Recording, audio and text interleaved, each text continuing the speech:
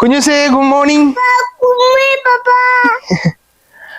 എന്താ സച്ചു രാവിലെ തന്നെ മൂടായിട്ടായിരിക്കുന്നേ? കുഞ്ഞിന് 6 മാസം ഗർഭിണിയായ സമയത്ത് ഞാൻ ജോലി നിർത്തിയതാ. ഇപ്പൊ എത്ര വർഷമായി ഇത്രയും കഷ്ടപ്പെട്ട് ഞാൻ പഠിച്ചിട്ട് വെറുതെ വീട്ടിലിരിക്കാന്ന് പറയുമ്പോ എനിക്ക് പറ്റുന്നില്ല ഏട്ടാ. ഇപ്പൊ കുഞ്ഞിന് 2 വയസ്സ് കഴിഞ്ഞില്ലേ, പിന്നെ ഒരു ഡേ കെയറിൽ ചേർത്തിട്ട് ഞാൻ ജോലിക്ക് പോട്ടെ. നീ എന്തായി പറയുന്നത്? 2 വയസ്സായ കുഞ്ഞിന് ഡേ കെയറിൽ വിടാനോ? ആ നടക്കില്ല സന്ധ്യ. അല്ല നിനക്ക് ജോലിക്ക് വന്നത് എത്ര അർജന്റ്? നീയാണ് ഇവിടുത്തെ കാര്യങ്ങൾ നോക്കുന്നത്. ഞാൻ ജോലിക്ക് വന്നില്ലേ, അത് മതി.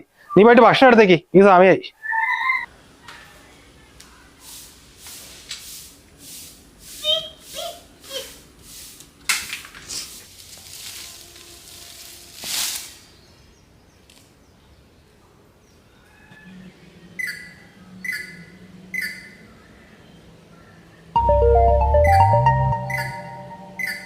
എന്താ രാവിലെ തന്നെ?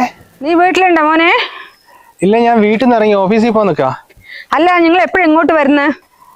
അത് അടുത്ത ശനിയാഴ്ച ഞങ്ങൾ എല്ലാം കൂടെ അങ്ങോട്ട് വരുന്നുണ്ടമ്മേ. അല്ലടാ, കുഞ്ഞിനിപ്പോ 2 വയസ്സ് കഴിഞ്ഞില്ലേ? ഇനി എന്താ അടുത്ത കുഞ്ഞിന്റെ കാര്യം നോക്കുന്നില്ല? അതിപ്പോ ഒരു കുഞ്ഞും കൂടി വേണമെന്നൊക്കെ ഉണ്ടമ്മേ, പക്ഷെ അവള് സമ്മതിക്കുന്നില്ലേ. അവൾ അങ്ങനെയൊക്കെ പറയും. ഇപ്പോഴത്തെ പെൺപിള്ളേരെ സൗന്ദര്യം പോകും പറഞ്ഞിട്ട് ഒരു കുഞ്ഞോടെ നിർത്തും. മോനങ്ങനെ സമ്മതിച്ചു കൊടുക്കരുതേ. നമ്മുടെ തറവാട്ടിൽ 3-4 കുഞ്ഞുങ്ങളെങ്കിലും വേണം. അതിപ്പോ കുഞ്ഞിന് 2 വയസ്സല്ലായുള്ളൂ, കുറച്ചും കൂടി കഴിഞ്ഞിട്ട് മതി എന്നാണ് അവളുടെ തീരുമാനം. നീയും ചേച്ചിയും തമ്മിൽ 1 വയസ്സിന് വ്യത്യാസമുള്ളൂ. അത് കാരണം ഇപ്പൊ എന്താ, 2 മക്കൾ ഒരുമിച്ച് വളർന്നു. നീ ഇനിയും വൈകിപ്പിക്കാൻ നോക്കണ്ട. അവളെ എങ്ങനെയെങ്കിലും പറഞ്ഞ് മനസ്സിലാക്കാൻ നോക്ക്. എന്തായാലും നീ നോക്കണമേ, എന്തായാലും അവിടെ വരുമ്പോ സംസാരിക്കാം. ആ ശരി.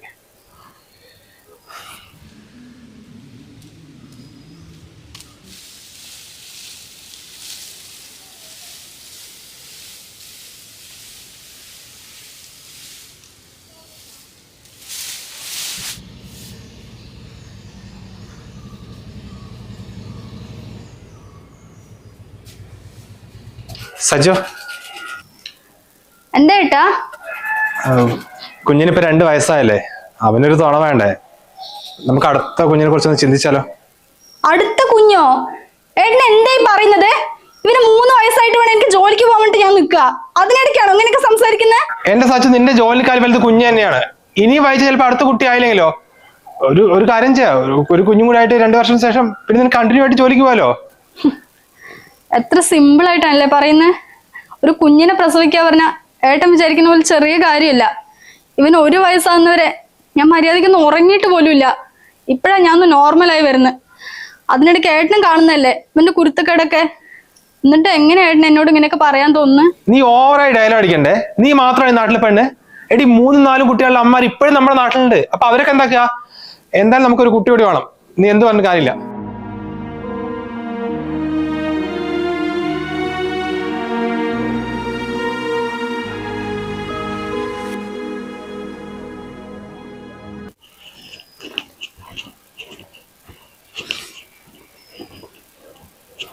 സന്ധ്യ, എന്താ മോൾ ഇവിടെ വന്നിരിക്കുന്നേ?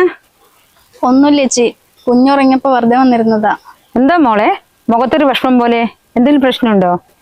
അത് ചേച്ചി, കുഞ്ഞായതിനു ശേഷം ഞാൻ ഇന്നേ വരെ ജോലിക്ക് പോയിട്ടില്ല. അവനൊരു 3 വയസ്സായിട്ട് വേണം ജോലിക്ക് പോകാൻ വേണ്ടി നിൽക്കുകയായിരുന്നു. പ്രസവശേഷം ഞാൻ ഇപ്പോഴൊന്ന് നോർമൽ ലൈഫിലേക്ക് തിരിച്ചു വരുന്നത്. അപ്പോഴേക്കും ഏട്ടന് അടുത്ത കുഞ്ഞ് വേണം പറഞ്ഞിട്ട് ഈ പ്രഷർ തന്നുകൊണ്ടിരിക്കുക. എനിക്ക് എന്താ ചെയ്യേണ്ടെന്ന് അറിയുന്നില്ല ചേച്ചി. കുഞ്ഞിന് 2 വയസ്സല്ലേ ആയിട്ടുള്ളൂ. അപ്പോഴത്തേക്കും 2ാമത്തെ കുഞ്ഞ് വേണമെന്ന് പറഞ്ഞ 2 കുഞ്ഞും കൂടി എങ്ങനെ നോക്കാനാ? അവർക്ക് പറഞ്ഞങ്ങോട്ട് പോയാൽ മതി. അത് നോക്കുന്ന അമ്മമാർക്കല്ലേ എന്റെ വിഷമം അറിയോ? അതിന് പറഞ്ഞിട്ട് മനസ്സിലാവണ്ടേ ചേച്ചിയെ. ഞാൻ ഒരുപാട് പറഞ്ഞു നോക്കിയതാ. ഇപ്പൊ തന്നെ ഈ കാര്യം പറഞ്ഞ് രാവിലെ ദേഷ്യപ്പെട്ടിട്ടാ ജോലിക്ക് പോയിരിക്കുന്നത്. അല്ല മോളെ, അവൻ കുഞ്ഞിനെ ഒന്നും നോക്കാറില്ലേ? അപ്പൊ അവനറിയില്ല അതിന്റെ വിഷമം എന്താന്നുള്ളത്?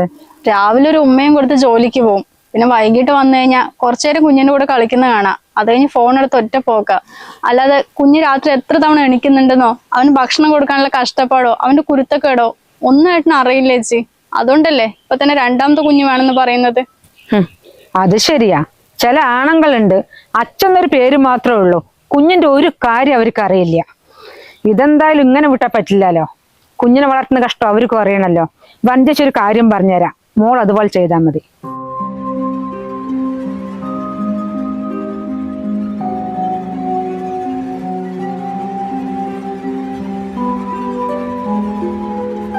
അല്ല സച്ചോ, എനിക്ക് പോയേ പറ്റോ?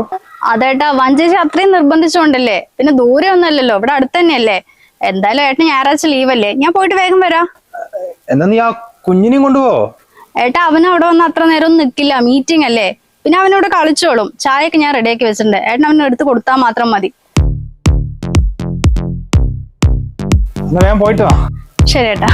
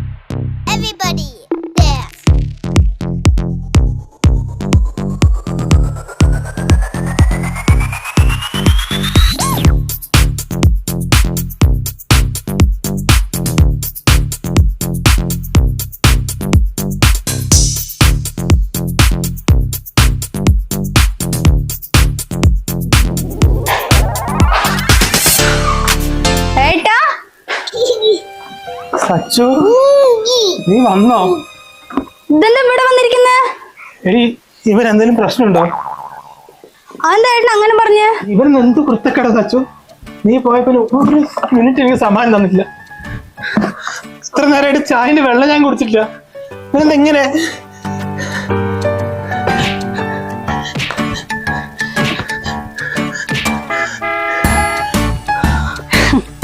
ഇത് ഇന്ന് മാത്രല്ല ഏട്ടാ, അവൻ എല്ലാ ദിവസവും ഈ കുരുത്തക്കേടുണ്ട്. ഏട്ടൻ രാവിലെ ജോലിക്ക് പോയി കഴിഞ്ഞാ പിന്നെ രാത്രിയല്ലേ വരിക, അതുകൊണ്ട് അറിയാനിട്ടാ. ഇവനെ നോക്കി വീട്ടിലെ പണിയൊക്കെ ചെയ്യുമ്പോഴത്തേക്കും ചില ദിവസങ്ങളിലൊന്നും എനിക്കും ഭക്ഷണം കഴിക്കാൻ സമയം കിട്ടാറില്ല ഏട്ടാ. പിന്നെ രാത്രി ഇടയ്ക്കിടയ്ക്ക് എണിക്കുന്നോണ്ട് മര്യാദയ്ക്ക് ഉറങ്ങാനും പറ്റില്ല. അതുകൊണ്ട് ഏട്ടാ ഞാൻ പറഞ്ഞത് പെട്ടെന്നൊരു കുഞ്ഞ് വേണ്ട, ഇവനൊന്ന് വലുതായിട്ട് മതിയെന്ന്.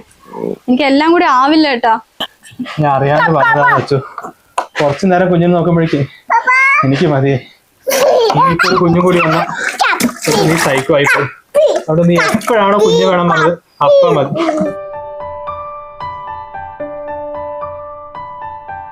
കുഞ്ഞുങ്ങൾ ഉണ്ടാവുക എന്നത് ദൈവത്തിന്റെ അനുഗ്രഹമാണ്.